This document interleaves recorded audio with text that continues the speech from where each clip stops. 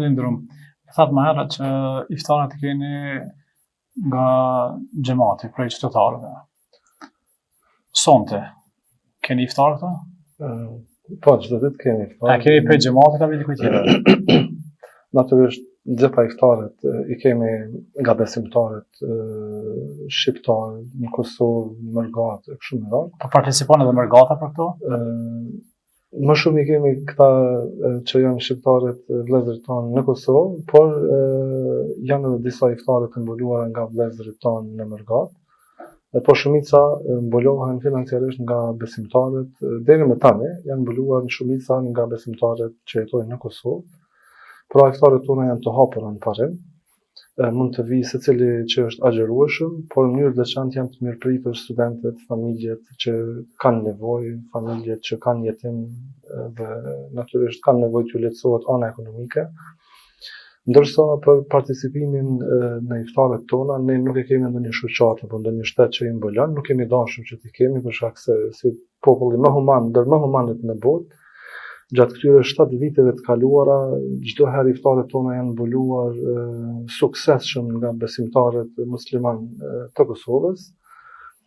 Prandaj nuk kemi menduar dhe nuk duam të mendojmë se nuk ja arrim t'ja dalim. Dhe këto kontribute ne kërkojmë që të bëhen lehtësisht, pra tek ne është mirëseardhur ushqimi, dhe ne kemi nevojë që ushqimi të vijë në sofrën tonë dhe jo detyrimisht mjetet parat. Pra, kush dëshiron të kontribuon mund t'i orientoj mjetet e tyre tek cila do kuzhinë, tek cili do restoran, tek cila do xheltore, dhe vetëm me një koordinim të lehtë me ne që t'ua tregojmë parafërsisht për numrin e agjeruesve që mund t'i kemi gjatë asaj dite që besimtarët e zgjedhin të shtrojnë iftar gjatë asaj dite.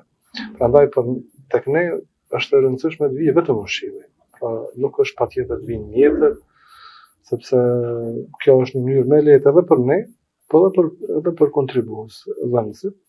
Prandaj e lutem Zotin që ta shpërblej secilin që po vazhdon të kontribuojë për mbulimin e shpenzimeve të iftarëve tona. Natyrisht që si muaj edhe i bamirësisë, natyrisht çdo bujari dhe bamirësi në këtë muaj është shumë e lavdërueshme dhe e shpërblyeshme prej Zotit. Në mënyrë të veçantë shtrimi i një iftari për agjeruesin, siç thotë edhe i dërguari i Zotit Muhamedi, lavdatat dhe bekimet e Allahut qofshin për të. Kush i shtron iftar një agjeruesi e ka shpërblimin njësoj sikurse të tij, pa ju paksuar asgjë nga shpërblimi i agjeruesit.